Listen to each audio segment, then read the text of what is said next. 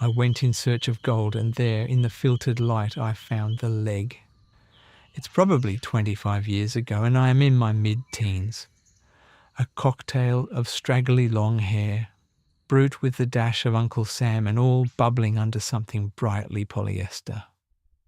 My grandfather has not long passed away, and I'm in his back shed.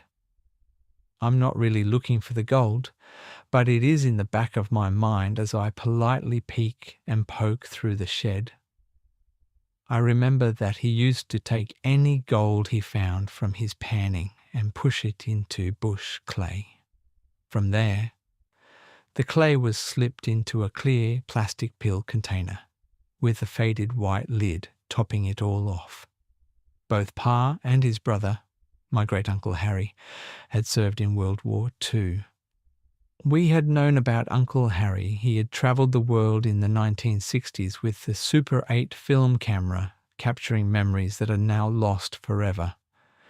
But before that, he had been up in Singapore and been captured. He had his infected leg amputated, without any anaesthetic. Even as a child, I found this incomprehensible and appalling. Our family had a series of quite crisp black and white photos of the prison camps. From memory, these were second-generation images, photographs of another album's pages. Uncle Harry's photos were deemed too upsetting for us kids to see, and rightly so too. Second generation they might have been, but when I finally saw them, it was first-generation horror for my teenage mind.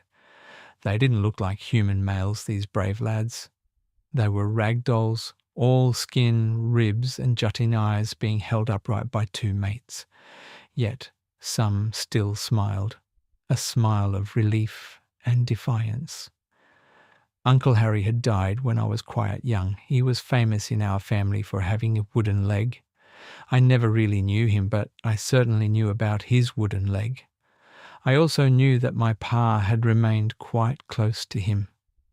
So I'm in the shed, one eye on the oil paints and turpentine, the other looking for a glint of that special clay in plastic. Under a bench I find part of an old table. It's dusty and worn, but then it hits me. It's not a piece of furniture, it's a wooden leg. There in my hand is my great-uncle's wooden leg. It's a tangible but very sad link back to Singapore, to the photos, the war, and what he and his mates went through. I dusted it off and gently put it back to its resting place. I've never seen it again. I recently had cause to think of all of this. I parked in South Melbourne on Boxing Day 2003. My plan is to walk through the gardens, past the music bowl and down the hill towards the MCG for the test. I glance up and I'm standing, surrounded by sunshine and silence, at the feet of Sir Edward Weary Dunlop.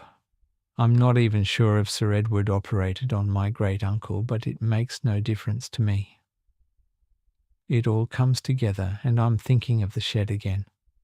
I take off my sun hat and wish the statue of Sir Edward a good day. As I leave, I add aloud, "Thank you." Behind him, I can nearly see the thousands of pale and wispy men in uniforms.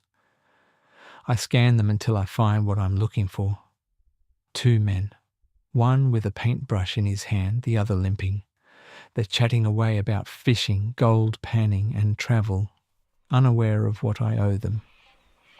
They fade and fade, but never vanish.